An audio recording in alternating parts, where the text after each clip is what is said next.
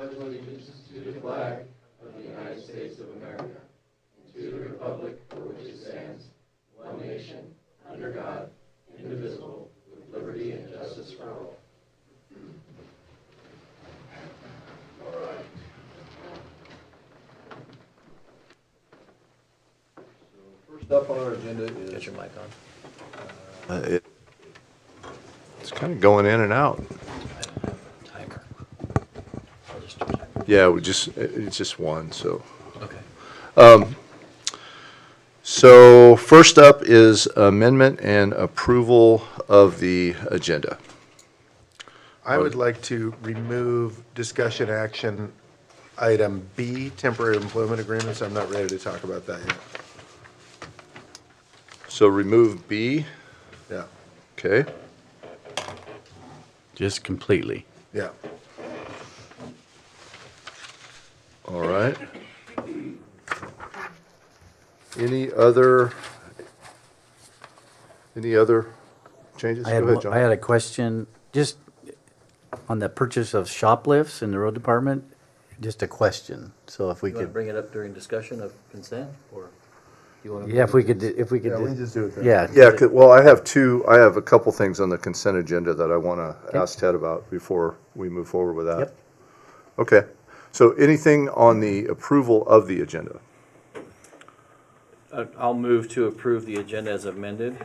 I'll second that. All right, I have a motion and a second. All in favor? Yes? Yes, so motion passes 3-0. All right, next up are general public comments, and I have three. Just keep in mind, public comments are limited to 3 minutes. First up is Debbie Brown.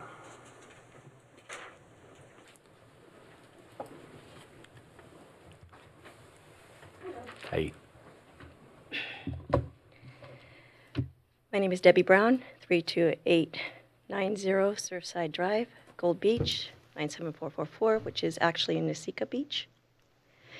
I just have a few comments and concerns regarding our code and planning departments in regards to short-term rentals and ADUs, which are additional dwelling units, and what the rules and laws governing them, how they are written, and a little vague. I think sometimes they're pretty specific, but we're having people take those gray areas and finding loopholes.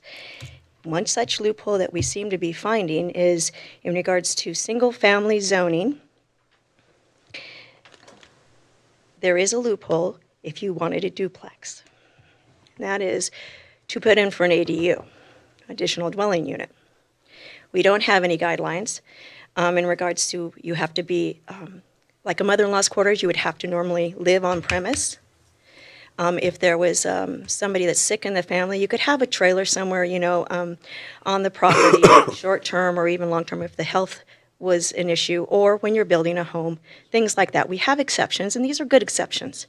But when somebody takes advantage of these to put in a second unit, by way of placing or going to the planning department and putting in for a retrospective planning permit.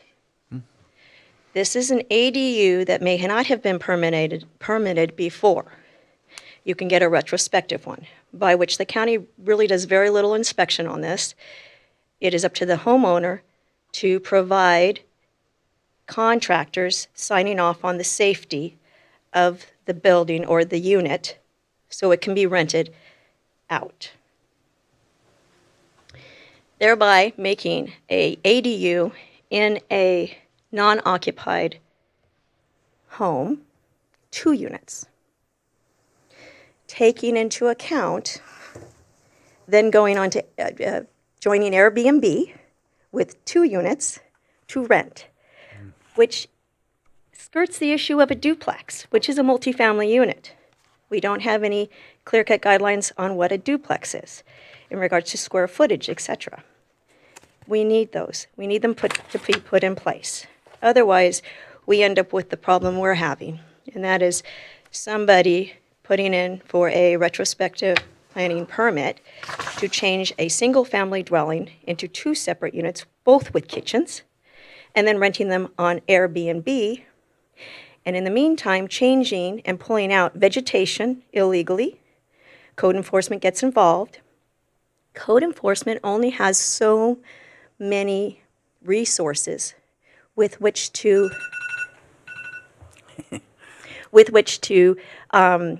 make sure that these laws are followed. The other issue I wanted to talk about was the transient tax. Now, if we don't have enough money to give code enforcement another person with which to help him after he's written the citations, to go to court to fight these unpermitted, illegal Airbnbs, which we have several. Actually, probably a lot more than that.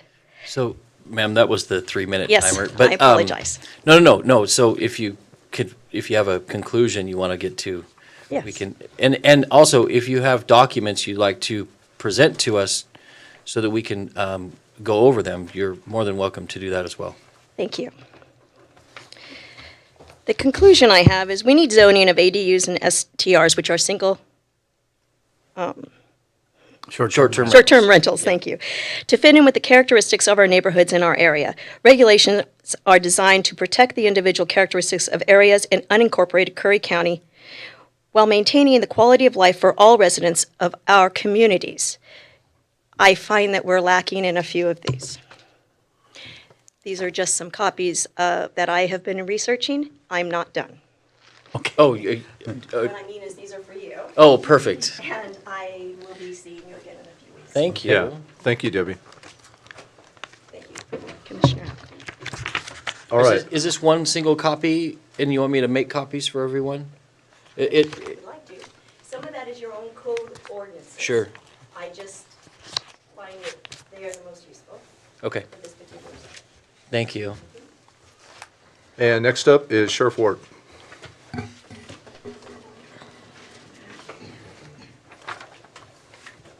Afternoon, evening, Commissioners, Sheriff Ward, Curry County Sheriff's Office. What I came here to talk today about is I thought that it was going to be pulled from the consent agenda for discussions because I think it needs to be discussed. I haven't been talked to about it. It was about the personnel rules and personnel policies about hiring. I don't know why it's on a consent agenda with no discussion about it. But I can tell you why that we had done that years ago was because in the sheriff's office, we're a lot different from the rest of the county as we have to have qualified individuals to hire. And we have 24/7 corrections and 24/7 dispatch. I need to have people in those seats. And the commissioners back then thought it was the right thing to do as well.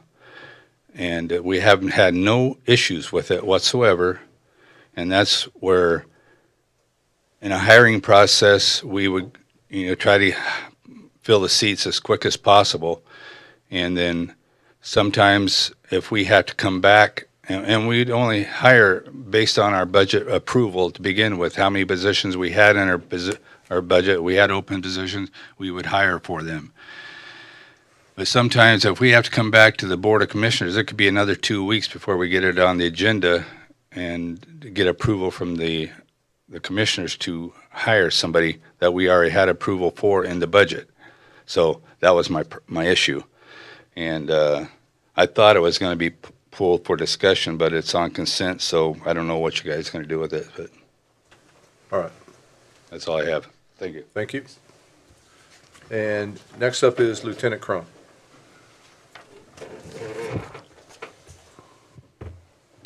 Good evening, Commissioners. Jeremy Crone, I'm the jail commander and the lieutenant. I'm here today because I want there to be no question amongst the public, amongst the commissioners, and amongst the sheriff staff. I support the sheriff. I stand behind him in the decisions that we are making, and I will continue to do that. The election is over, the people have spoken, and I'm here today to tell everybody that the sheriff I'm behind him. So whatever we're doing together. And that's why I'm here. As far as what the sheriff was talking about with the consent agenda and the hiring process, that is important, especially when we're looking at what we're looking into with staffing, where we're going to have to fill spots quickly because we're going to have people moving around and they're going to want to get their jobs back. And unless you guys are going to have meetings every week to approve hiring orders, we're not going to be able to get people here because there's a lot of places that are already asking to take our people, and we haven't even done anything. People are paying attention, so I think it's important to consider that going forward. But like I said, I'm here today. The election's over, and moving forward, I support the sheriff. So, thank you. Very good. Do you have a comment? Well, to Jeremy actually answered the question. So on that issue, we do have weekly meetings. The DCO The meeting. DCO meetings are every Thursday, so we can easily add any higher orders in an immediate situation to those meetings. So so we don't have quite the construct that we had in the past. We do meet on a weekly basis. It is a public meeting, just like anything else, and so we can put a higher order on there at any time, no problems. So. Also, emergency meetings. Yeah. I don't really care how other commissions did it. This commission is a very responsive commission, and they step up whenever it's called for. So that's who we're dealing with. So whatever's necessary, that's that. If we have an opportunity, yeah, if we have an opportunity to hire a law enforcement officer, and that's in the budget, and all that's holding it up is approval, then I'm gonna absolutely push that forward immediately. And if we have a DCO meeting on a Thursday and they wanna hire somebody on a Monday, I'm gonna ask for a meeting immediately Yeah. so we can do the hire. So we're in a situation right now with this budget. We're in a situation right now with trying to, any law enforcement agency. I mean, Coos is in the same situation. There's absolutely, we will streamline whatever we have to do to make sure we fill those seats when we have the opportunity to do it. So I'm absolutely not going to allow that to be held up. All right. There's no further public comments, so we're going to move forward to our presentation. And Ashley has put this presentation together. This is an important one, and I hate to even talk about this subject, but we really need to. So how would you like to start, Ashley? Oh, of course. All right, Chief. Tyson. Evening. So about a few years ago, we started trying to have this meeting with the commissioners and acting members of different heads around the state that and local that work in fire during the summer. Last year, we were a little bit late, and we were already deployed on, I believe, the flat fire during the meeting. So we thought it'd be a good idea to maybe do it a little bit earlier this year. So today what we want to do is just kind of go through and talk about a few of the roles that people have here, whether it's with state and local agencies, structure agencies, wildland agencies, the workings between those different groups, between the Oregon State Fire Marshal's Office, ODF, CFPA, Forest Service, and kind of give you an idea of what we're dealing with, what we're working on, and how we're preparing ourselves as a kind of a united group, because we work together often and we work together well. And then hopefully explain where the Board of Commissioners falls in particular places, and how that works with different groups like the Oregon State Fire Marshal's Office, as well as some of the local resources we have with our Fire Defense Board and Defense Board chiefs that we have here. So we have a few people today that will sit up here for a few minutes and have some comments for you. And this is our first year having, I believe, Tyler McCarty here full-time in CFPA. We're happy to have him here. So we'll just give it to him for a few minutes. We'll bounce down through the list. And if you guys have any questions at any point, just go ahead and fire them at us and we'll go from there. All right. Awesome.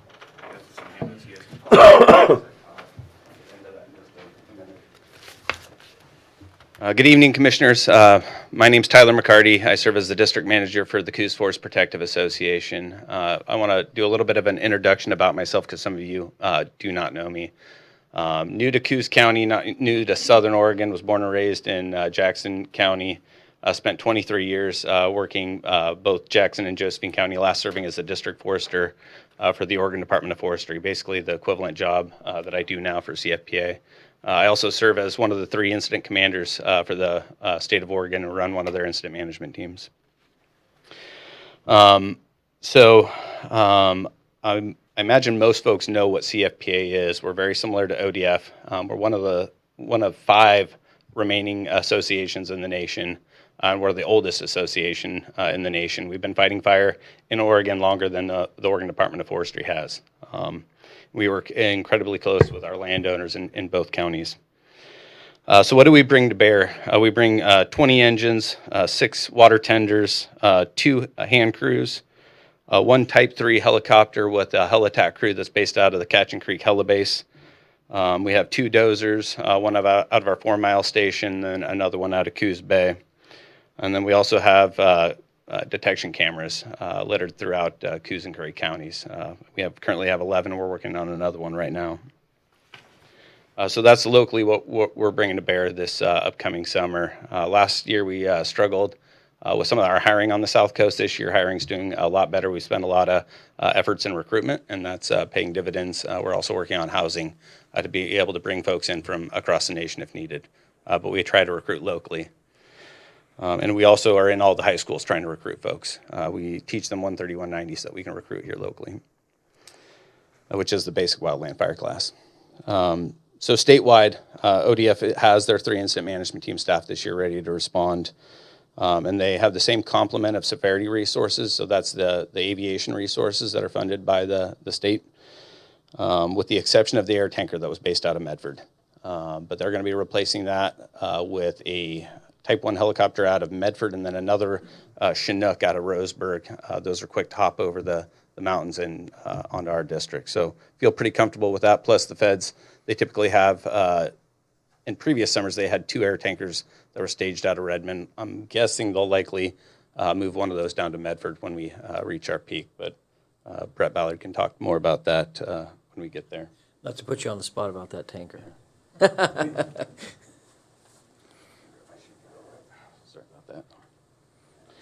So we had a pretty nice shot of rain here recently, so that's nice. It's pushing our fire season back a little bit, but it's not far off. As I've driven through Southwest Oregon, things are starting to cure over there, and it's not going to be that long until things start curing over here. I can see it in the shallow soils already as you drive down the road. So I'm thinking we're probably a minimum of 2 weeks off, and then I'm looking at the weather to see exactly what that start date's going to be. So I'm not going to make any promises right now, but it's coming, and it's coming quick. You start your rain dance. Yeah. So if you look at the handout that I gave to you guys, I wanted to kind of give you my interpretation of what fire season is going to be like. So if you look at the first slide, that's May 28th of this year. So we're actually sitting really good, and this is the U.S. Drought Monitor. So we're actually looking pretty good on that slide. So if you flip to the next paper, that's May 30th of 2023. We still weren't in drought, and we still had fires on the South Coast, right? We still had the flat fire, we still had the Anvil fire. And so conditions are improving, but the potential is still going to be there this year.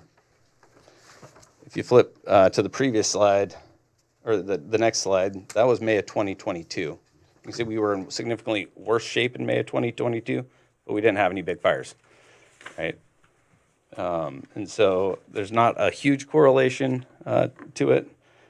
And then if you flipped, I intentionally went back to 2017 on the U.S. Drought Monitor. If you look at that, that's probably the best looking one.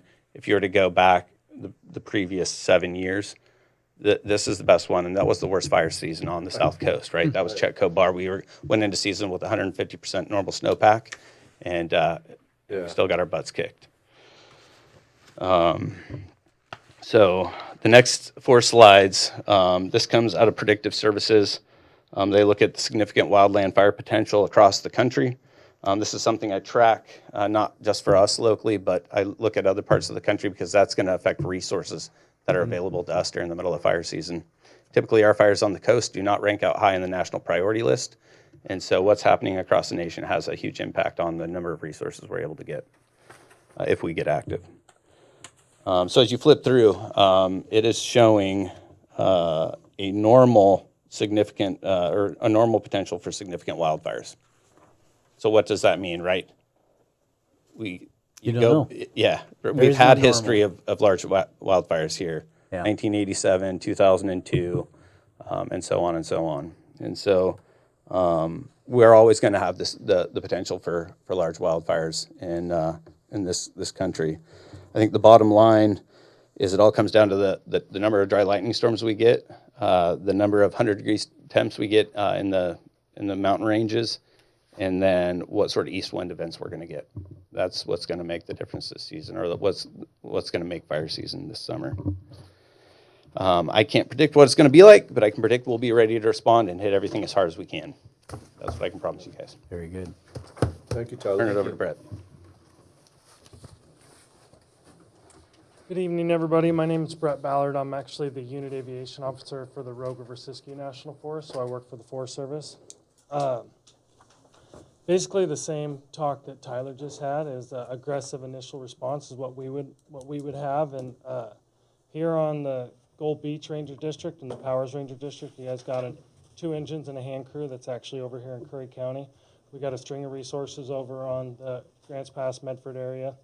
But what we provide is once we start getting in those 100-degree days and it gets hot and dry, is we bring in severity resources. Our pockets are deep, and we bring them in from all over the country, and we stage them here, and we wait for something like that to happen. And then when it does, as aggressive as we can be, working together with our cooperators. And I know we had the flat and anvil, but I would say both of those fires can be a success story. So unless there's any questions for me, as far as the aviation goes, yeah, we don't have the tanker, the ODF tanker there, but we do have a fleet of Forest Service tankers. And from a national perspective and a regional perspective, when I say region, that's Oregon and Washington. Region 6 for us, they look at it on a map. Nobody wants fires in Southwest Oregon, so if it's needed, they're going to stage whatever they need to aviation-wise to be here in Southwest Oregon if we get something. What's here all the time right now is the AirTac platform, AirTac 610s in Medford. The repellers, they got 20 folks there in Grants Pass, about 25, 30-minute flight to get over here.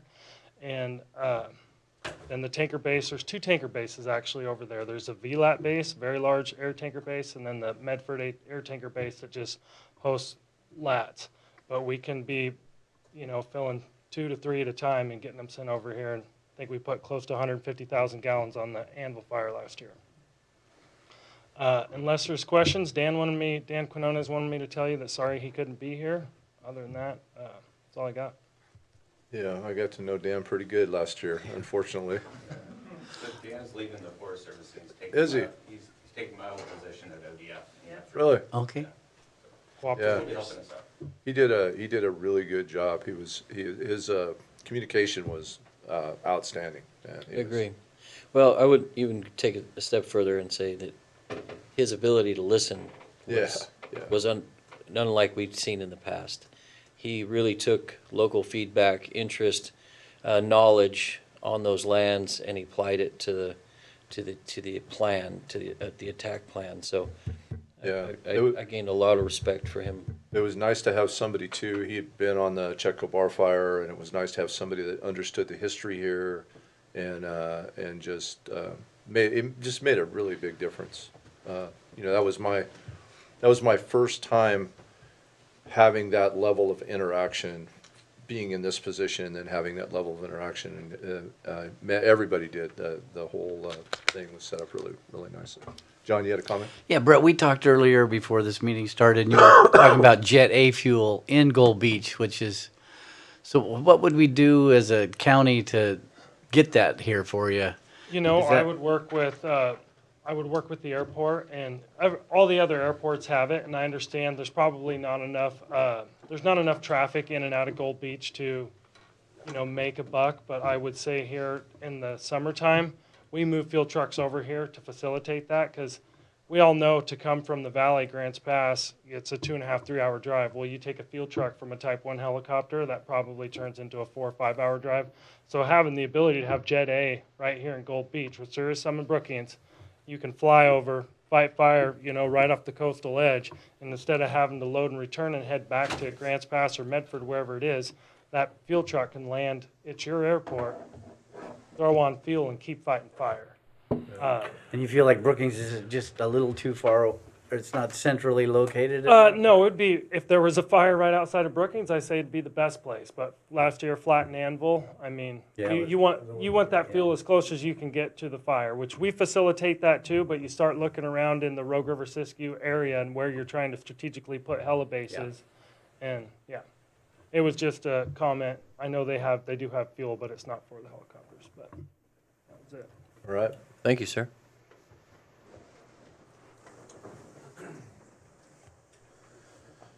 So, in our fire world, simply put, we have two basic groups of people that are working in fire. We have our wildland partners, and then we have our structural partners. Some of them cross-pollinate a little bit. We do whenever we're needed to on the structure side. But in that structure side, we have a fire defense board. So there's throughout the state in different, sometimes in counties or in different districts, the chiefs there, they elect a fire defense board chief. Ours is Jim Watson from Brookings here. It doesn't particularly matter what department they're from. They could be any chief or chief officer, or, well, the lower ones could be chief officers in the district. And they then have a first alternate and a second alternate. So our first alternate in Curry County is Adam Broughton from Ophir, who is also my brother-in-law. And then myself, I'm the second alternate behind Jim. So in that fire defense board, they work with the rest of the chiefs throughout the year, taking care of issues we have related to the fire protection in the county or in the district. They also work a lot with the state fire marshal's office and work on the MOB plan. We just recently had the meeting in Bend. I wasn't able to make it this year. I was there last year to adopt a new MOB plan. Our fire defense board here, we meet once a month at CFPA, and we go over the question, concerns, training issues, those sort of things that we do here. With that also, when we have one of those big events, or if somebody has a big event around us and they're calling for resources, that fire defense board chief, or one of his alternates if he's not available, will answer to the state on what our capability and resources are to help in other places in the state. In addition to that, we work with the state fire marshal's office as well. So if we get to a position such as Jim was in 2017 with Checo Bar, those fire defense board chiefs will also work with the state fire marshal's office and the chief of that district. In this case, it was the same guy, to work on conflagration and what the state can do to help with that. I didn't know I was going to have to talk about this specifically tonight, so you're getting kind of what I know. But if you are interested in looking at what is available or what they're not available, what they're required to do and what they're able to take care of, the new MOB plan does have laid out pretty well in lengthy detail on what the fire defense board chief and the fire defense board chief's jobs and obligations are during fire season and outside of fire season. But basically it's organization, and they are the liaison between us and the state fire marshal's office for the most part. So that's pretty much made up of all of our fire departments in the county, and all the fire chiefs are able to work with that. And we all, like I said, we meet once a month to go over what we need, and we're right in the middle of thick planning right now on our response plan and what we're going to do here in Curry County. We were pretty busy down here last year between the Flat, O'Brien, which was the most concerning to us initially, and then the Anvil fire. So Yeah. it was successful last year in the planning, the communication, which we also had a lot of help from the state fire marshals last year with some communications issue we were having, and that worked out well. But that was all facilitated by that fire defense board group. So Yeah, I got a call from Jim last year during, I think, which fire was it? I can't remember, where we actually activated the, what's the word for it? conflagration. Yeah, Jim called. I can't remember that, all of the details, but, yeah, no, that's a big piece. It's a big piece. Yeah, no, it is, and it allows us to bring a lot of extra resources in. Yep. The state fire marshal's office, we need to remember, it concentrates on structures. Yep. That sort of thing. They're not out putting out bushes. Yep. And there was a learning curve there last year with that a lot of people didn't really know that, but that was a good opportunity for us as a group to learn those Yeah. boundaries as well. Yeah, no, I learned a lot, as well, so, yeah, but the system certainly works. Very good. So good evening. My name is Sarah Rubrick, and I am the Regional Mobilization Coordinator for the State Fire Marshal's Office. There are 7 regions in the state of Oregon. My region consists of Coos, Curry, Jackson, and Josephine. So I pick up where Tyson left off there. So super quick, I wanted to give a little excuse to Chief Watson for why he couldn't be here. He was supposed to do the pieces that Tyson has done, but he is ill tonight. So he sends his apologies, and he would love to be here, but he was sick. So I also want to explain before I launch into my many words, the documents that I left up there for all of you. There is a couple of things. One is the document that explains the State Fire Marshal's office, the 3 different, I think I gave that piece to somebody else. Well, yes, except mine wasn't 2 pages. Mine's only 1 page. So on the back side of this that you guys have is the 3 different levels of, there you go, of the State Fire Marshal's office. One is the Deputy State Fire Marshals. They have been here forever and ever. And then the 2 other new components are the response and the fire risk reduction specialists. And you'll hear from myself as the response, and then you'll hear from Kelsey as the fire risk reduction specialist, and we'll explain a little bit about what we do. And then you can see the 7 different regions of the mobilization coordinators there as well. And then the other documents I've left for you are, I think, the same exact ones I brought last year, but just in case you don't still have those or needed a refresher. I also brought the document that is your role explained in unprotected areas in your county. So if we do a conflagration and it happens to include under-protected areas that are not covered by a fire district, what that means for you as county commissioners, since you are technically the fire chief of those areas and would have to do a delegation of authority, and I'll explain that here in just a second. But that document is there before you, as well as an example of a delegation of authority template. So all of those I brought last year. I also emailed those. I can do all of that again this year. Happy to provide anything that's helpful for you ahead of time. Also happy to do that in the midst of an emergency as well. So don't feel like you have to keep all that in your head. So there are 7 districts in the state of Oregon for mobilization. Yours is the Southwest region. Like I said, it is Jackson, Josephine, Coos, and Curry. So this is my 4th fire season in this district for the State Fire Marshal. Prior to starting with the State Fire Marshal, I was the county emergency manager in both Jackson and Josephine for about 23 years. So like Tyler, grew up in the area, have been here for an awfully long time, grew up in the fire world, little bit different fire world than Tyler grew up in, but have been a solid part of this community for a very long time. I'm very fortunate to still be here with all of you and still be in a world I'm familiar in. So 4th fire season in this position, still have a whole lot to learn. Learned a lot about how things operate here in Curry County during fire season last year. So thank you for hosting, giving me an opportunity to see how things work differently over here than they do in the valley. So it's not as hot over here in the summer as it is in the valley. So thank you for that.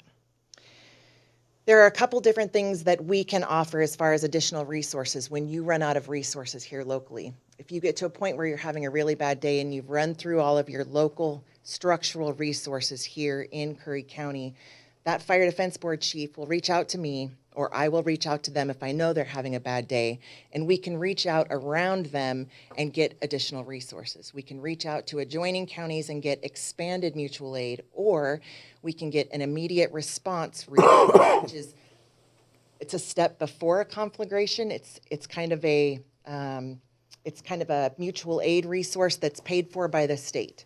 So instead of having your buddy come for free, it's a buddy that the state finds for you that comes and is paid for by the state.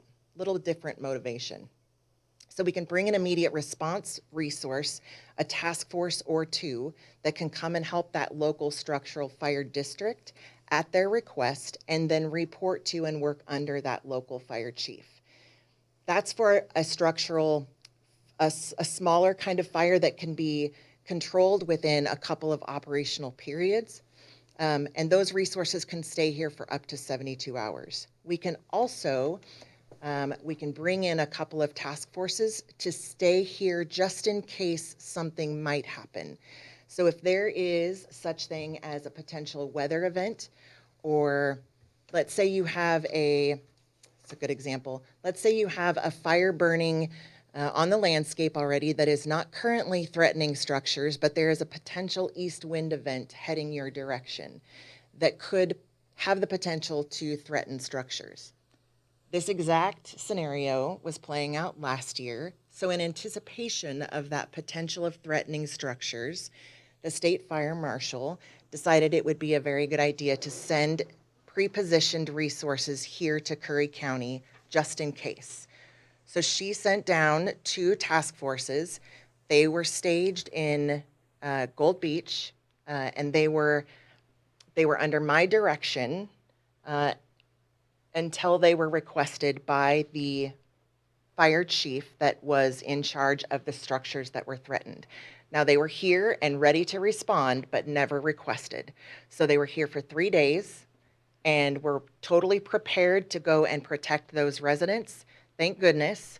With all of the resources that were already up there, with CFPA doing their job, and that east wind event didn't hit as hard as it was anticipated, our resources weren't needed. So they were never deployed. They sat at the ready just in case, and then they were sent home after that weather event occurred. So pre-positioning and immediate response.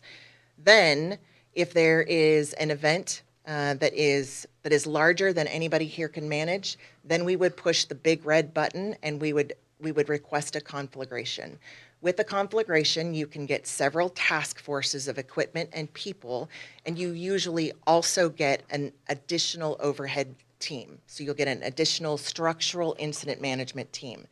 Typically, that incident management team is in addition to a wildland team that is already on scene.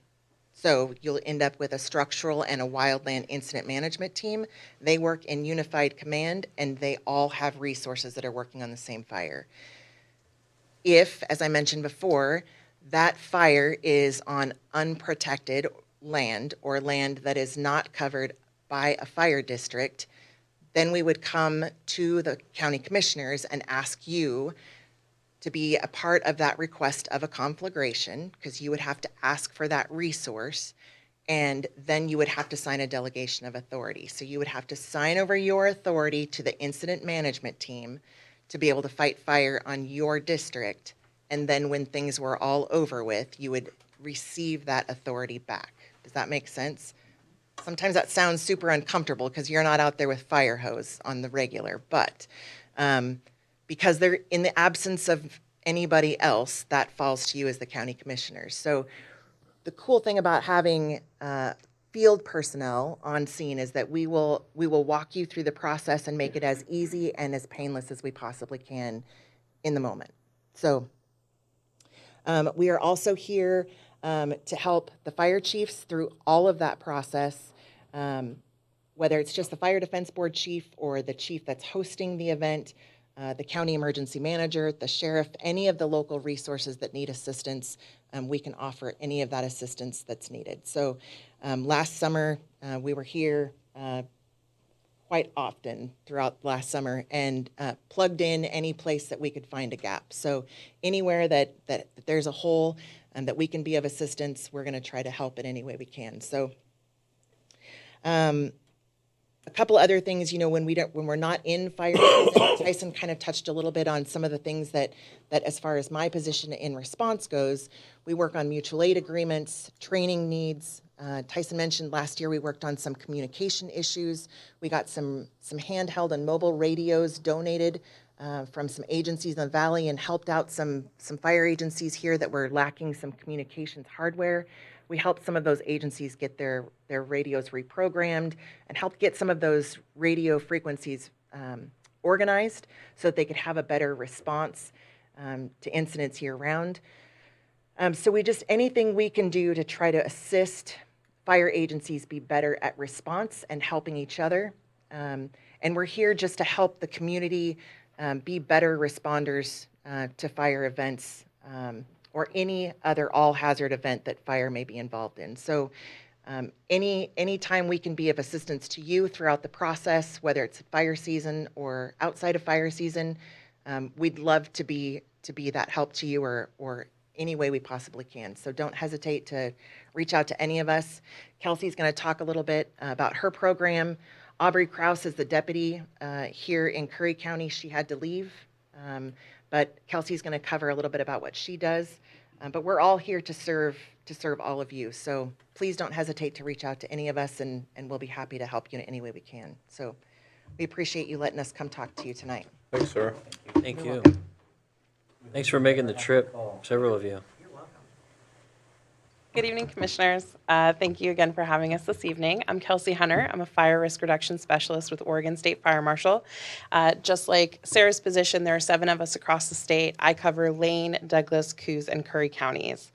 On your OSFM program focuses document that Sarah was kind enough to provide, I am the third column, final column, for wildfire preparedness. I work on community risk reduction work, public engagement, community events. And as an example, I was here for Azalea Festival in Brookings and hosted a table on wildfire resiliency. I want to talk about some of the investments Oregon State Fire Marshal has invested here in Curry County for risk reduction.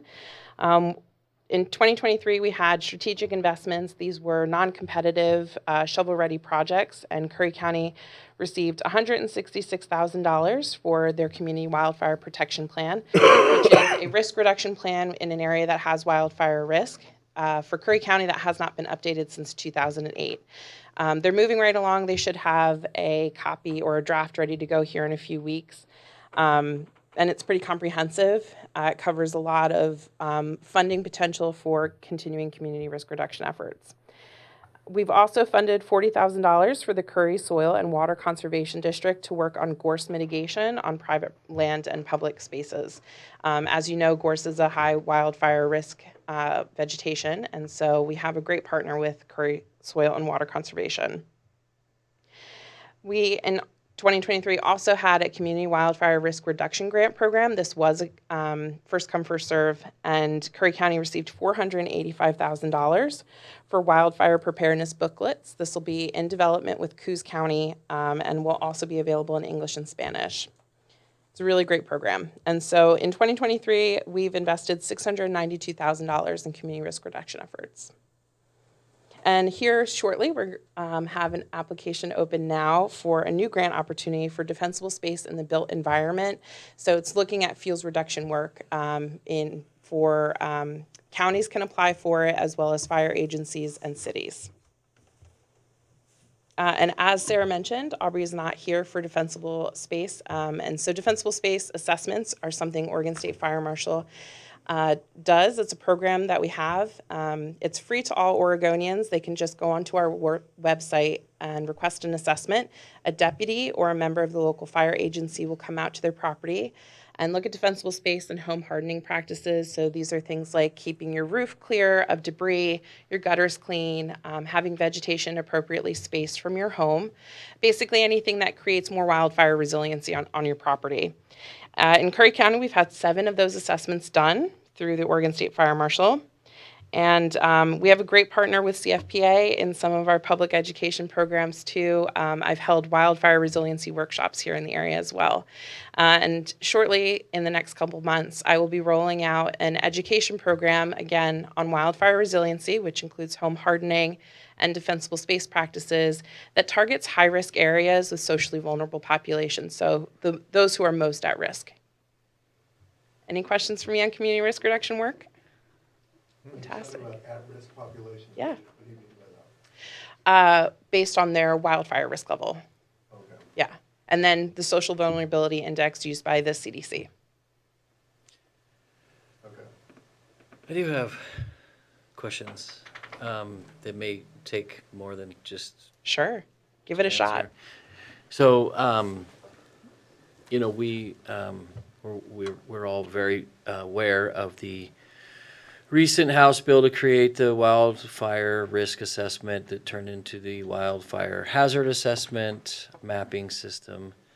And so I have a couple questions that lead up to a statement, I guess.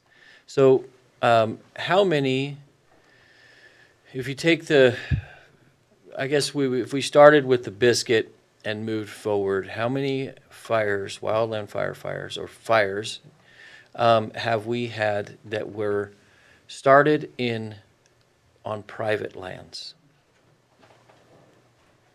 I wouldn't be able to answer that. I don't know who would have that answer handy. You wouldn't mean it went big? No, just in general, yeah, that turned into Large conflict. large, exactly.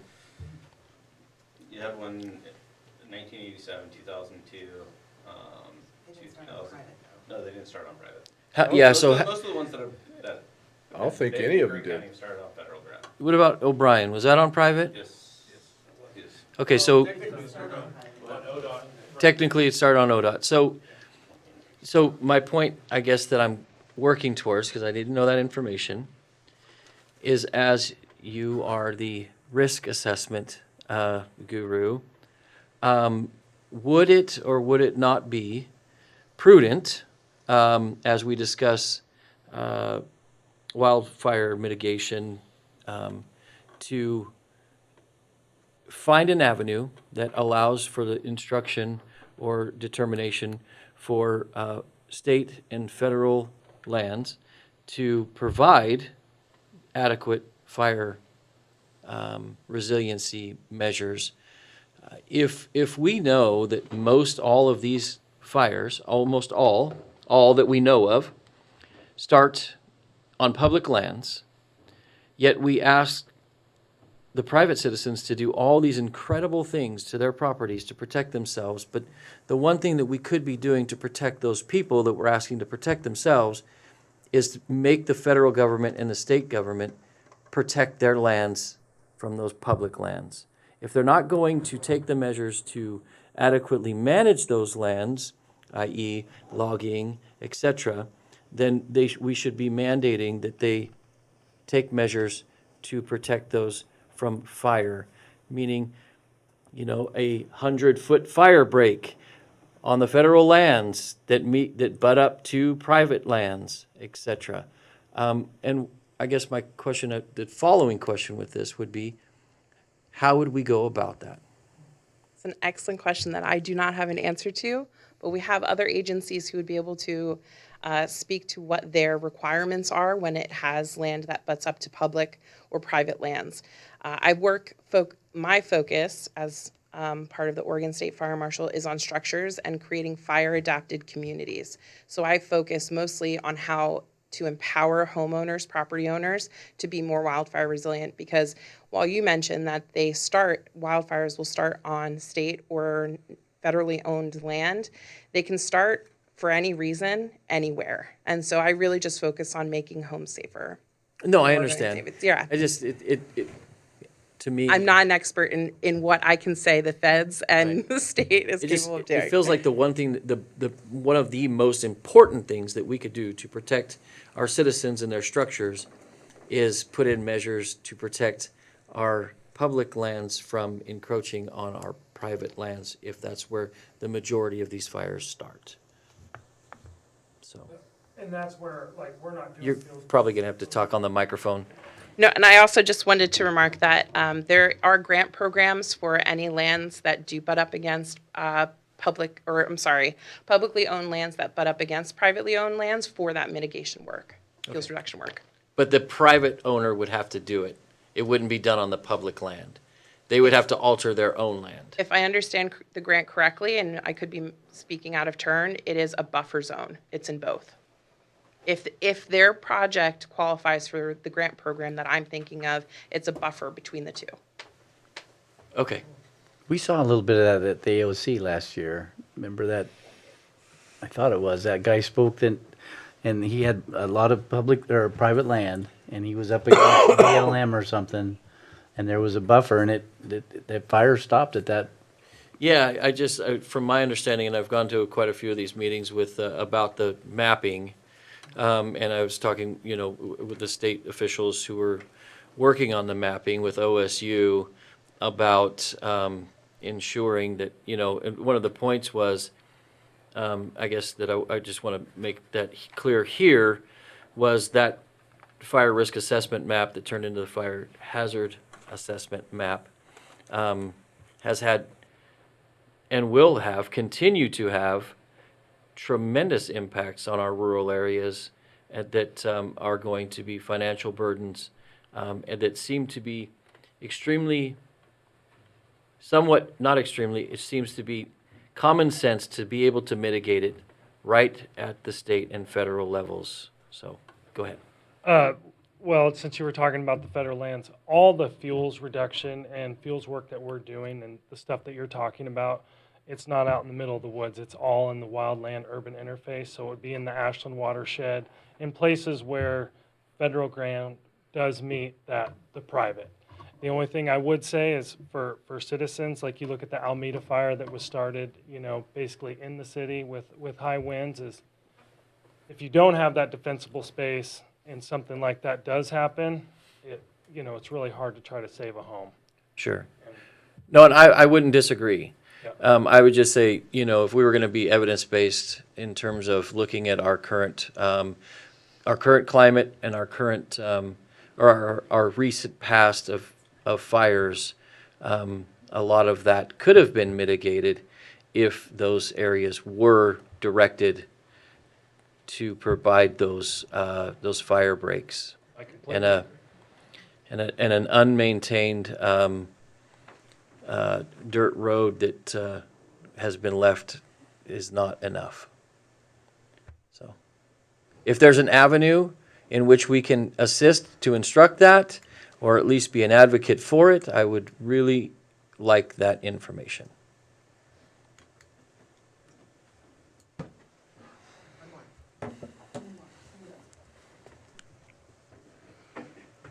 Evening, Commissioners.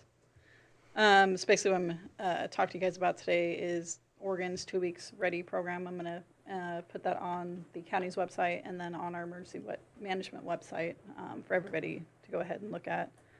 The key components of that are for people to have an emergency kit, a family plan, and to stay informed of everything. It's essentially trying to prepare our community members in case an event happens and they need to evacuate, that they can survive. They have their necessities and everything like that for 2 weeks. And I'll put that up on the website. And then the second thing I want to talk about is the evacuation levels. We have be ready, be set, and go. So the ready is be aware and stay informed about your danger area. And then preparation, have an emergency kit packed and know your evacuation routes and create a family communication plan. Level 2 is to be set, be prepared, indicates voluntary evacuation is recommended. And then the actions for that are to load your car with emergency supplies and then stay updated on the situation through the Curry County Everbridge alerts. And then level 3, which is go, should evacuate immediately. Means the level danger is imminent and you must leave immediately. Follow your emergency plan, leave your home, and go to a safe location. And I want to thank Sarah for putting everything together. She did an amazing job with that. So, and then thank everybody for coming. I apologize about the time delay. Thanks, Ashley, and thanks for everything you're doing to make sure we're prepared for the upcoming fire season. And can I just, I hope that didn't feel my comments felt targeted at all. If we're all with the effort of reducing wildland fire risk, it seems like a sensible step. It's a complicated, the reason I did the same thing is because it's a really complicated question. It's a really complicated answer to that would take me a long time to answer. I mean, the forest in general right now, the Forest Service. Would you mind, so that people can hear you at home? In my opinion, it's not necessarily the Forest Service's fault or the BLM's fault. It's it's our courts are being litigated so much that forestry is being done in the court system, not by professional foresters. Yeah. And so, I get what you're saying, but yeah, Well, I guess the piece that doesn't quite compute in my head is, the state has made mandates based on those mapping systems for private citizens, home hardening, in terms of they changed the building codes. Yep. Now, if you're going to build new, You have to build with hard materials, you gotta have defensible space before you can get the permit passed, et cetera, et cetera, et cetera. And so if the state can mandate those things for the private citizen, I feel that they need to also mandate them for maintaining their own lands. Yeah, or at least That's- provide the funding, right, to be able to get done what they're asking to be done. Well, and then also in conjunction, Yeah. do unto themselves as they expect Yeah. Others. No, I totally Right? get it. So Yeah, they don't have so- the tools to do it because they're getting litigated every time they try to do something. That's where I'm not going to speak for the Forest Service, but as an outsider, that's what I've seen. Gotcha. Well, they're not all state-owned lands. No, yeah, for sure. So, if we ever are able to solve that problem, I think it would help immensely with our planning and preparation for wildfire seasons. Any of us disagree with you. No, we don't. Okay, yeah, no, I didn't figure so. I just didn't want it to sound like I was, We have to go back in time. We didn't have fires years ago. I mean, can you not to the remember that size and scope, I think that Yeah. we've been seeing them recently. we had lookouts with people in them and, I mean, historically, we had some pretty big fires. In the 30s, in Curry County, we had great big fires, and it was a fairly regular event. And of course, we also did active. All the ranchers did active burning mitigation every year. And when that east wind was blowing, and you either got in or you got out, and that's how they kept the fuel loads down. And but then we've encouraged and allowed fuel loads to grow out in unmanaged lands to such an extent that to put the burden on firefighters when something like the Chetco Bar Fire is coming over when it's heading for a populated place and we don't have any infrastructure built in and any plans, and it's that was a great example of really modern technology applied to the fire. That was the start of it. This last year I'd never seen anything like it in my experience of being around fires. The firefighting was professionally done and expertly kind of just inserted where it needed to go. But even so, you got to get pretty lucky when the east wind's blowing. And there was a night there during the Chetco Bar Fire where I was thinking that we were going to have a lot less people living in Brookings when I was watching the fire jumping 7 miles in one night practically. It's just an amazing thing. Yeah. But that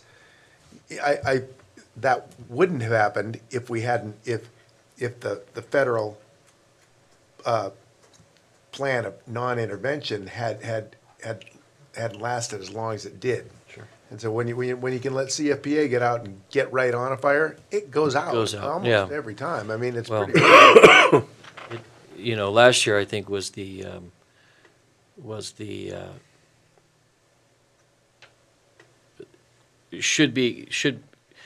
how it's supposed to be done, right? Yeah. That's last year was as well as I've ever seen any fires managed, whether it was in Eastern Oregon or here. Can I make one more comment? So we're actually really blessed in Southwest Oregon to have the leadership that we've had at the Rogue River Siskiyou National Forest.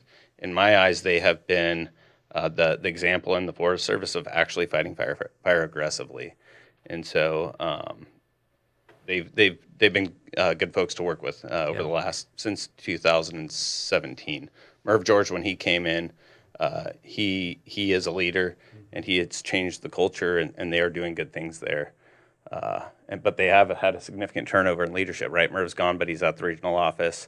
Dan Quinones is gone. He's still local, but now working for the Forest Service. And then Mike McCann, who was their operations chief, has left as well. So it'll be interesting to see who steps up to fill those shoes. Sure. Something I'm paying attention to. Yeah. Good. Thank you. Well, don't take this wrong, but I hope that I don't see you again for quite some time. no offense. Thank you, everybody. Thanks for the presentation. Thanks for coming. Thanks for driving over. Yep. By the way, Jim was not sorry he didn't have to drive up here, I'm sure. Thank All you. right.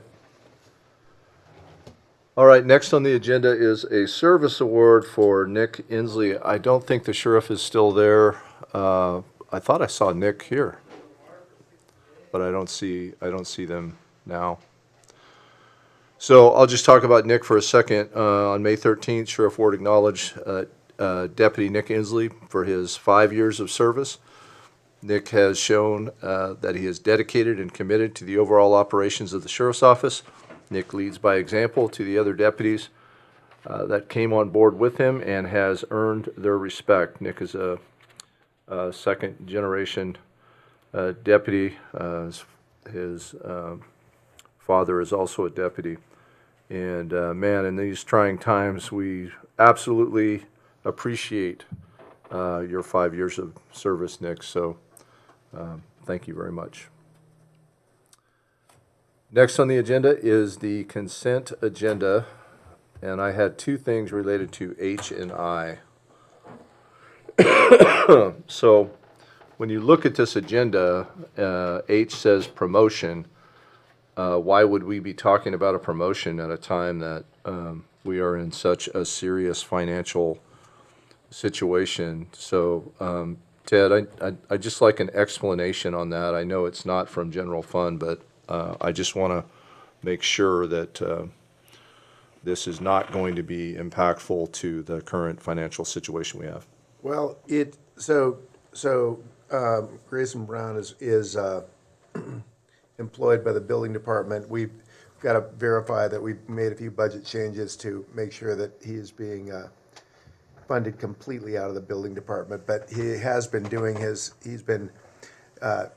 doing the work to improve himself, and we are short of inspectors, so we really do appreciate that he's stepped up. We have a big need for that, and not only do we have a big need, but some of our local communities do as well, and they incorporate some of our workers when necessary. But he's earned his residential plans examiner certification, is now eligible for promotion to permit tech 2. So that's the natural next step. And as he is funded out of a restricted fund, it won't impact the general fund. Okay.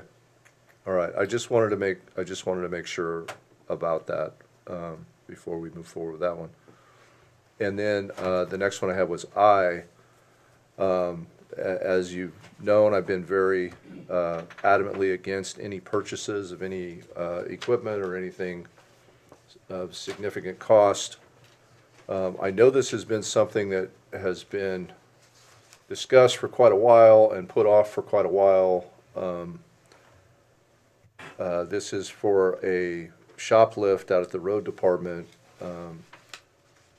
I guess my real question is I know we've been duct taping and trying to stretch this out as long as possible, but is this an issue that is dangerous or puts our employees at risk, or what's the totality of the situation there? The two lifts that are being replaced are very aged, and they have been damaged. Their continued use puts the workers in the shop, which is an operating shop. We maintain a lot of vehicles, not just for the county, but also for some other agencies as well. It's essential that those lifts be safe for the work that's being done on them. And one question that I got from Commissioner Herzog was whether these, do we need two lifts? They're both worn out. Theoretically, we could get by with one, but since we have so much work going on in the shop on a regular basis, the longer term, so you get something up on a lift, you can leave it there a little bit longer, and then we have another lift so that things are more in and out. If the sheriff's car has they can get it in, get it out on a quick turnaround. I went out and inspected the lifts myself, and it is past time. There have been county employees that have been put at risk. Bumped into them? Well, there's been some bumping over the years. There's been a little bit of recklessness here and there, but and there's been sort of one of them has sort of had like a logger fix where they kind of tried to straighten it out after it got hit by a vehicle with a chain, and that just ended up ripping it out of the concrete foundation. So if we can keep, you know, I want to have the responsible employees kind of be out there, and that's who's going to be allowed in the shop, and the people with, you know, a little bit less life experience, maybe we'll keep them closer to home till they're a little better at driving. So I'm looking at the order. Is it true that these things were installed all the way back to 1979? Yeah, they're fully depreciated. Yeah. Wow. Well, we got our money's worth out of that, I guess. Those were the only discussion areas that I had on the consent agenda. Anyone else? You touched on mine, so I'm good. Jay? No. All right. I'd entertain a motion then. So moved to approve the consent agenda. I'll second that. Motion and a second. All those in favor? Yes. Yes. And yes, motion passes 3-0. Next up is the discussion items, and that is the application for the Emergency Management Performance Grant. So Ted, is that you? I thought that was, for some reason, I thought it was I can do it, but. Emergency management. Yeah. Left the building. Let me look it up here.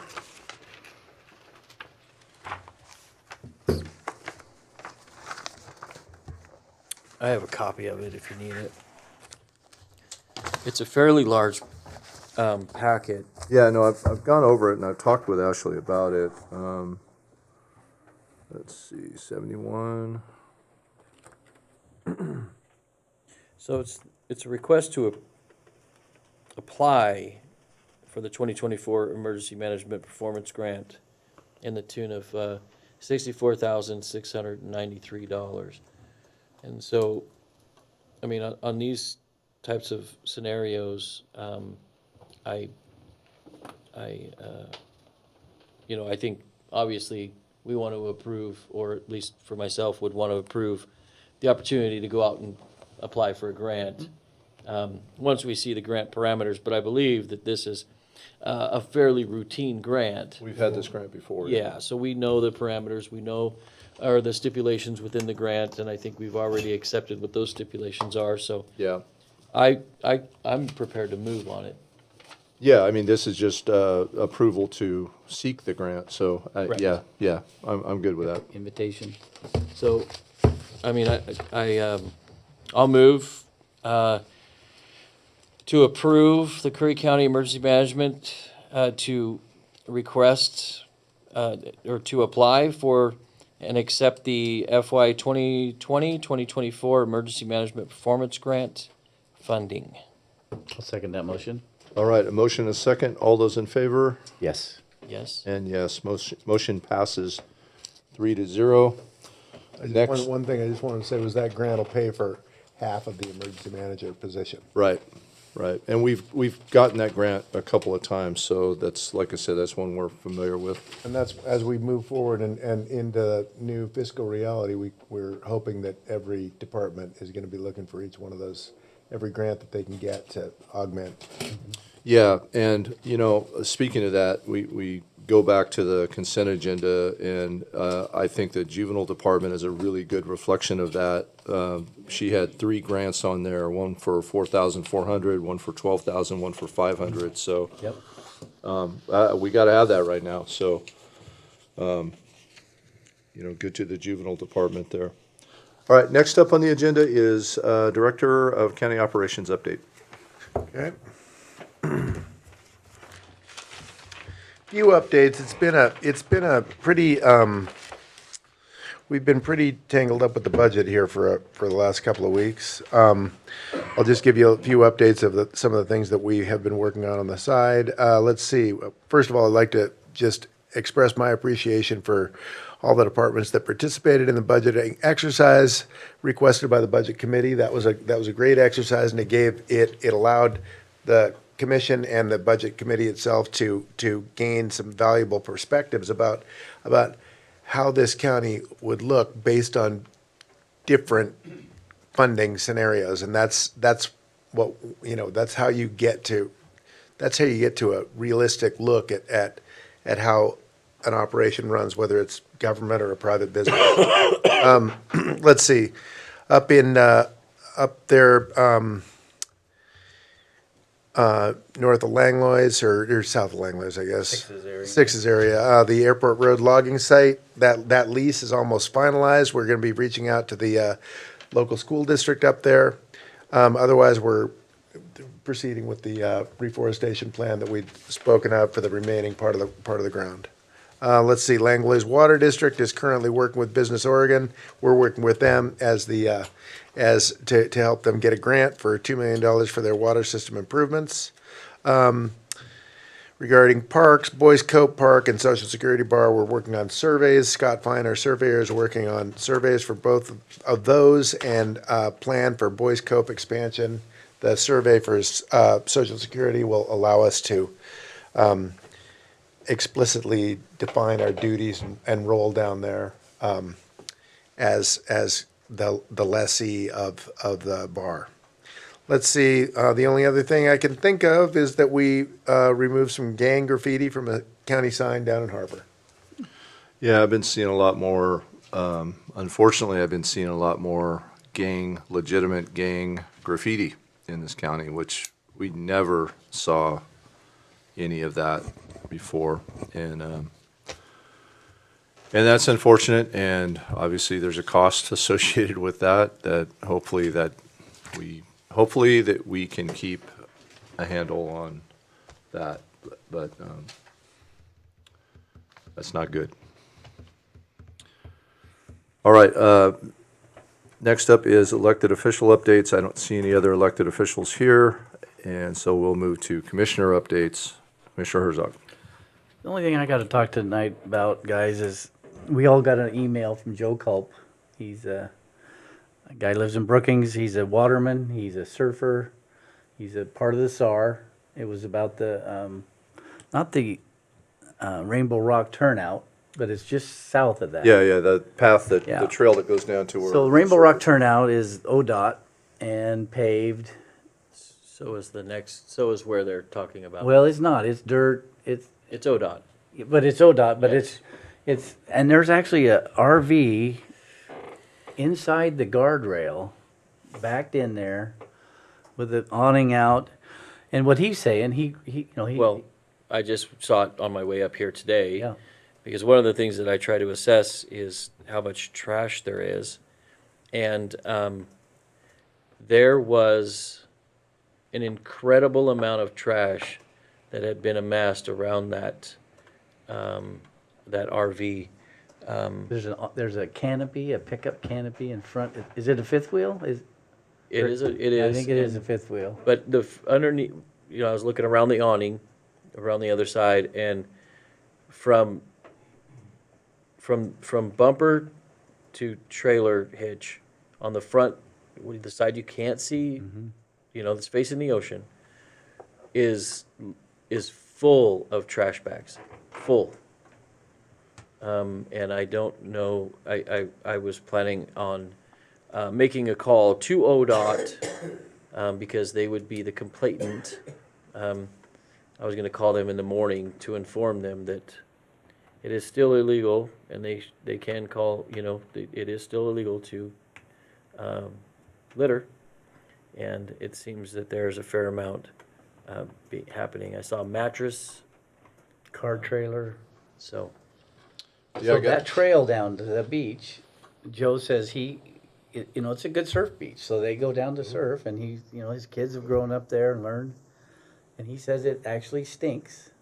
And he says there's toilet paper. You guys saw that. Yeah, we read it. And it just is sad.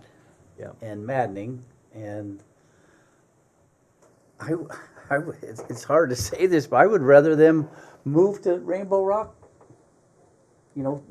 Just up the road, 200-300 yards, and get off of that area, because that's a local. Well, I think we have to find a larger solution to the entire. Yeah. because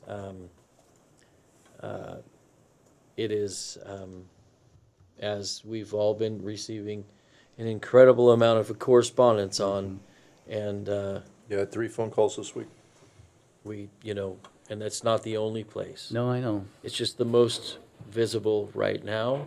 And so, yeah, I think that we have to continue having those meetings that we had with ODOT, OSP, OSP, state parks, city police. city PD, sheriff, etc. And we need to continue to have I mean,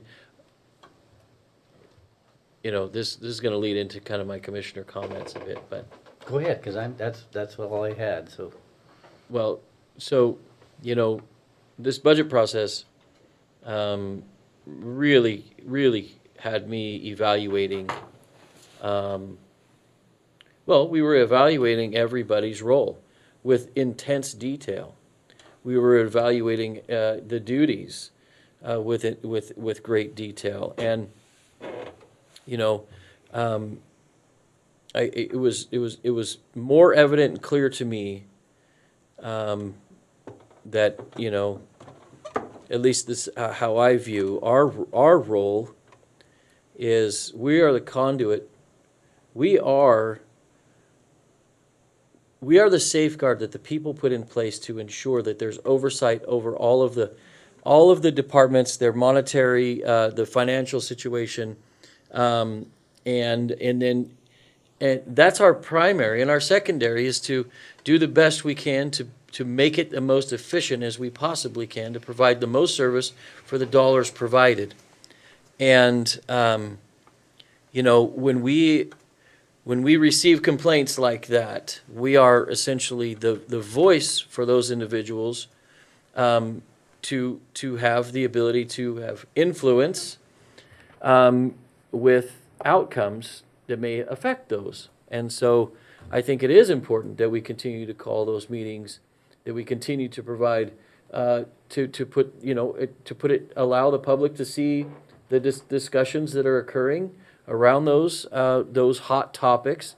We heard them, right?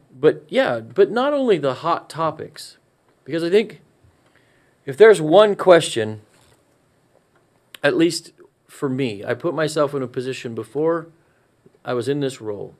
The one question I had more often than not, whether it was state, counties, city, federal government, was 9 times out of 10, the question was why?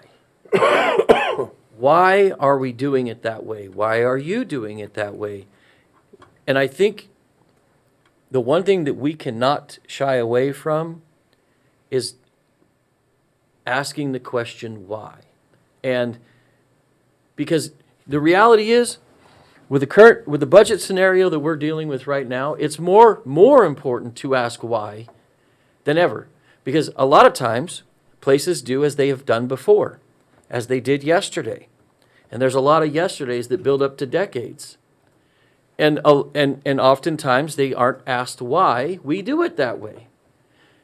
And I would caution if you get defensive when somebody asks why, because it should be an easy answer.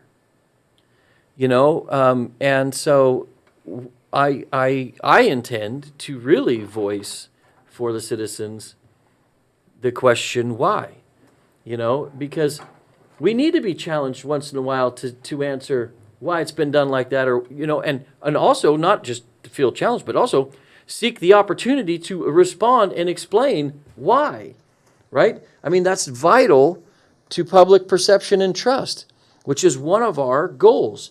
Increase public trust while increasing quality of life. And so there's no better way to increase public trust than to ask the question why. And so, in some cases, there might be realizations that, gosh, I don't know. I don't know why. Maybe there is a better way. Maybe there's a better way. Maybe there's a more efficient way. Maybe there's the ability to use technology in certain circumstances that we haven't seen in the past. We're learning all of that now, right? And so I just feel that more so than ever compelled to exercise our duty to doing that. And I think inevitably, the only outcome of asking why is to grow. The only outcome to asking why is to become stronger.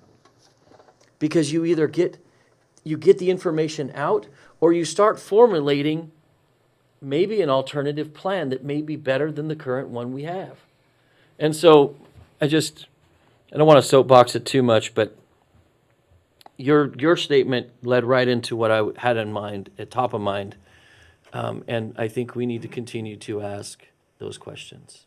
I'd just like to point out on that topic, though, that you guys have taken that step. You brought in an outside efficiency expert as soon as you could, early in 2023, and you had him go into as many departments that would be open to new ideas.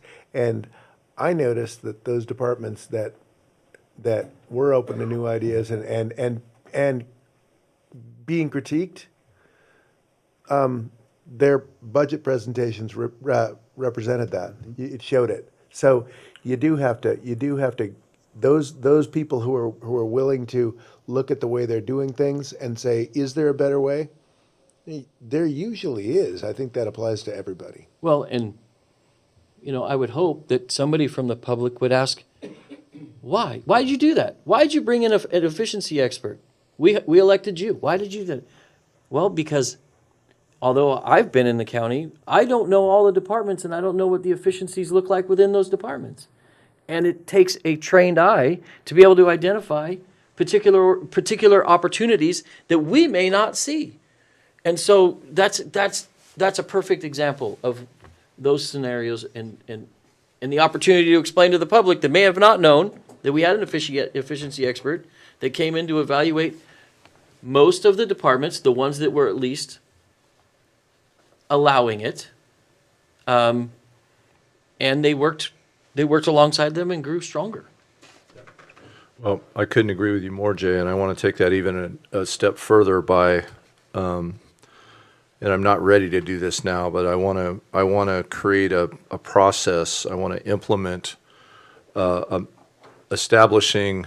We're going to have to make some pretty significant cuts, which are going to be reductions in service. So I want to establish a mechanism that we can gauge how well we're doing, how well our departments are doing, and use statistical information as a metrics to communicate to the public on where we are in all of our departments, and create some type of a schedule that will, our department heads can come in and we can hear statistically what's happening, and that will help. If I were a department head, I would want to do that, because that's how I can deploy my resources. That's how I can determine if my strategies are being effective, and how well I'm serving the community. So I want to put a mechanism like that in place in the very near future, and I think it coincides with your message. Well, and so I think you got caught up in the last DCO meeting, but Director Fitzgerald and I work with the department heads on a weekly basis. We have a meeting, and we put out to them that we're going to start requiring department reports that we will then compile, and then Director of Operations will be able to give those reports verbally at this meeting when he does his update, but also out to the public if we're able to formulate some sort of a newsletter, etc. But I think what we need to do is dial in what we expect. We have to work with the department heads to dial in what are the important things that need to be on that report and why. And so we formulate those together, and then we put together the process.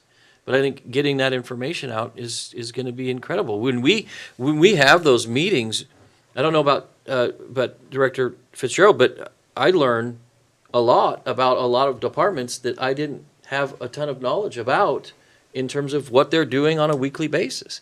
Also, the departments learn about each other too. It's a really great, it's a really good nexus. It's a really productive thing. But I think also, yeah, as going forward, because of where we are with these cuts, I think it is really a great idea that we establish metrics for every department so that we can have, basically deliverables so that people can see, so that the taxpayers can see what they're paying for and what they're getting, and how these cuts impact.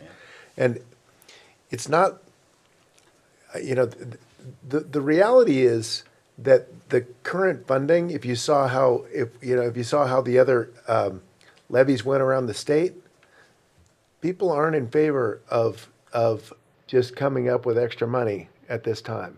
So we have to be realistic and say, this is the funding level at where we're working. So we need to build around that. We need to staff to that reality, and we need to become more efficient. And we will do that. That's it. And every government's going to have to do that. There's not going to be money. There's not going to be more money coming in anytime soon that I can see. Yeah. Hey, to that real quick, I talked to Julie Swift today, and she said that there was a county that had a 19-cent tax increase on the ballot, and it didn't pass. Yeah. 19 cents. So these are, really tough economic times, uncertain political times. There's a lot going on. So I understand. All right. Any other comments, Jay? That was it. All right, I have a couple things. The first is an ask of the two of you. I see Commissioner-elect Hollinger here, so this might include him as well. So I got an email from Senator Merkley's office. He's going to be here on the 7th, Gold Beach Library. And I have a conflict on that day, so they're asking for a commissioner to be present at the 4 o'clock meeting with him, the meet and greet part of it. So I'm not available. I can't at 4. Can you make that, John? Possibly. I got a meeting at 1 with a fella, so yep, I can, yep. Okay. Okay, then I'll send her an email to expect you. Okay. All right. The next thing that I want, this is a message to the public and those who might be watching. I want to remind the public that we have a special meeting on Monday at 2 p.m. here. And that meeting is to discuss updating our fee schedule for the county.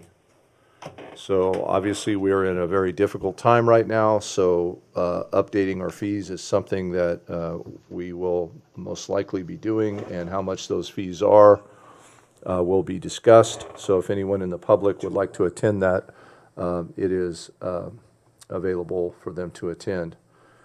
The next thing, which is probably more significant that I want the public to hear, is we will be reconvening the Curry County Budget Committee on Monday at 4 p.m.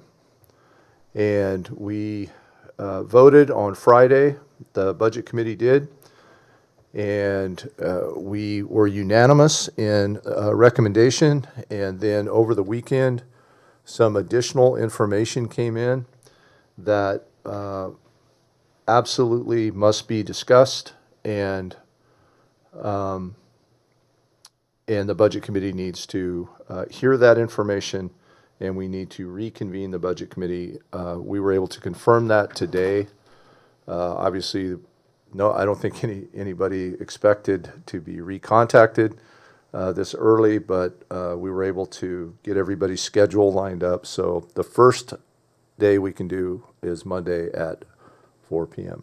I also just want to, again, Monday at 4? Monday at 4. Monday at 4. I just want to say that the information was, we were able to, I didn't figure it out. Our finance director working with our new treasurer, Nick Pacino, the two of them worked all weekend.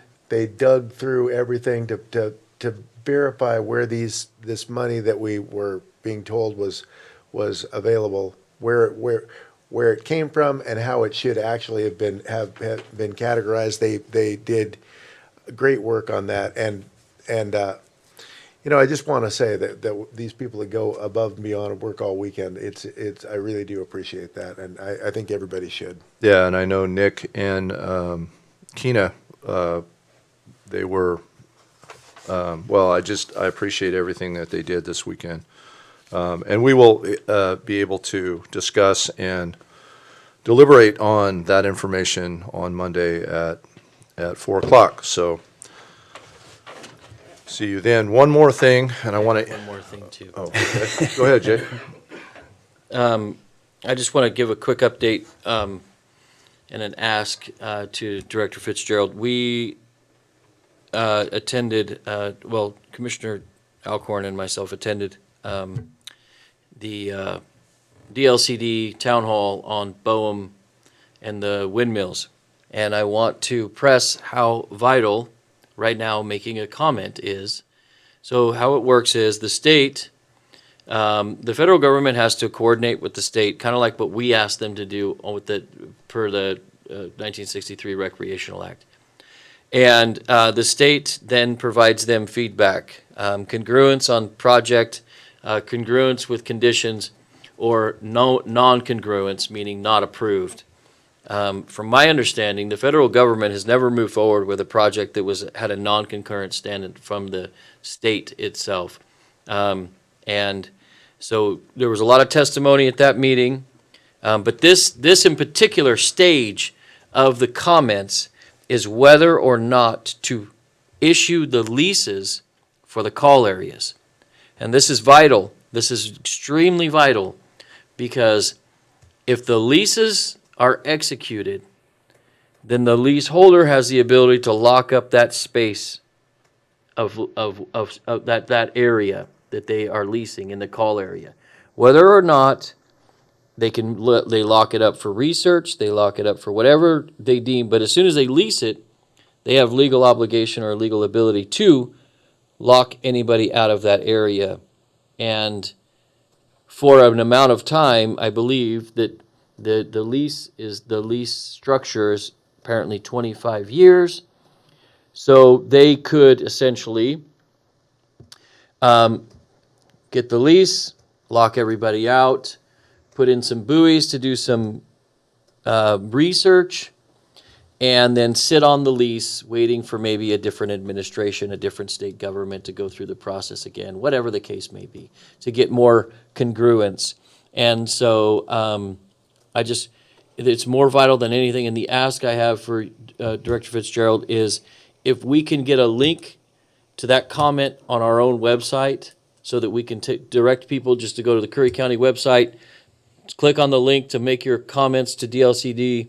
And when you make your comments, if you're listening, make your comments, be very concise. Start with what you're advocating for: congruence with conditions, or non-congruence, and then provide your testimony behind that, so that it's very clear in what you are explicitly saying to them to do. Don't mince words. Be very, very direct. It was a good turnout. It would have been nice to have a better turnout. Wasn't very well advertised. From the comments that I got from individuals who did find out, they found out last minute. They just came because they wanted to. But the comments were intelligent.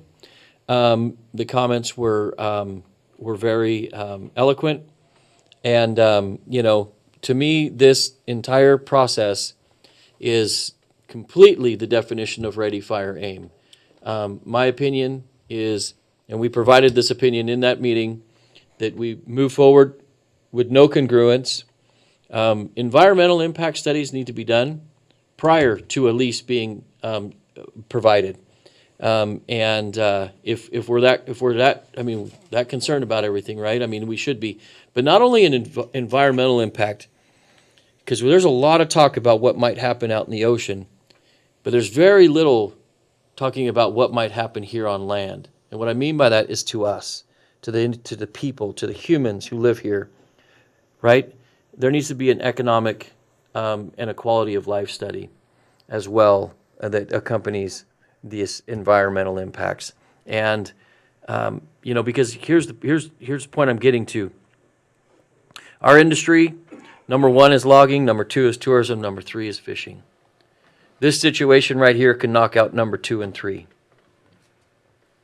That's going to be unacceptable, right? And so we need to be advocates for that and really call everyone you know and ask them to go submit their testimony, and let's at least do the best we can with the control that we have to get them to push no congruence.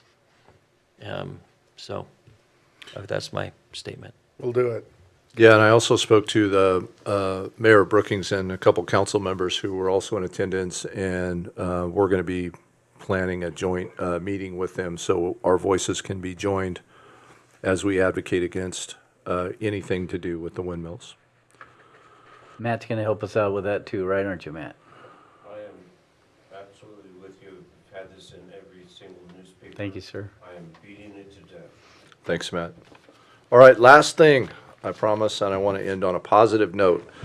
So, in my old job, I learned that some of the guys I worked with were providing some free training to law enforcement, specifically agencies that didn't have a lot of funding and didn't have a lot of resources. They would actually travel to those agencies and provide the training completely free of charge. I reached out to them. We had a good conversation. They agreed to come here to Gold Beach. They were here last month, and they provided some training to our law enforcement agencies for de-escalation.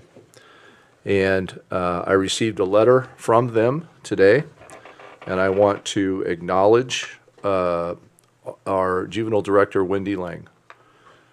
Dear Commissioner Alcorn, we would like to bring to your attention the outstanding performance of Miss Wendy Lang, Director of the Curry County Juvenile Department. Wendy was our point of contact for the Department of Justice in-user and train the trainer de-escalation course that was taught by Detective Dave Garza and myself on May 1st in Gold Beach, Oregon, and on May 2nd and 3rd in Brookings, Oregon. Ms. Lang was instrumental in being our point of contact for the training and setting up all of the logistics as well.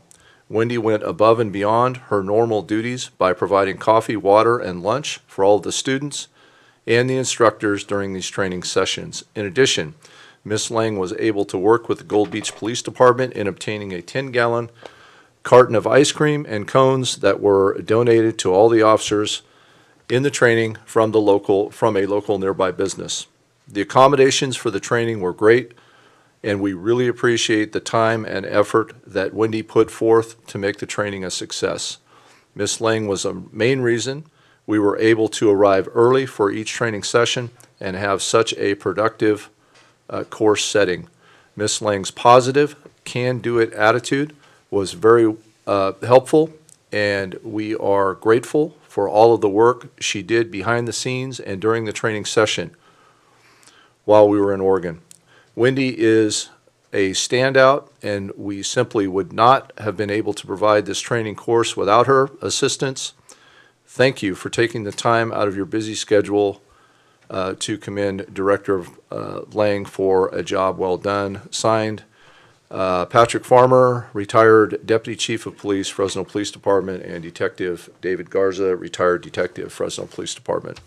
And I can tell you that Chief Farmer didn't write too many accommodations, so Wendy must have really impressed him.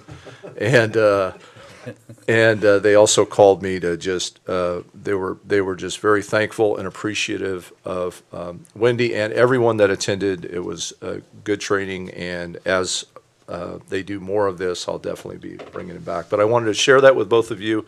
This letter is in Wendy's file, and I spoke to her about it today. Did Chief Farmer send people to traffic school? Yeah, occasionally, yes. He may have sent me to traffic school once or twice, yeah.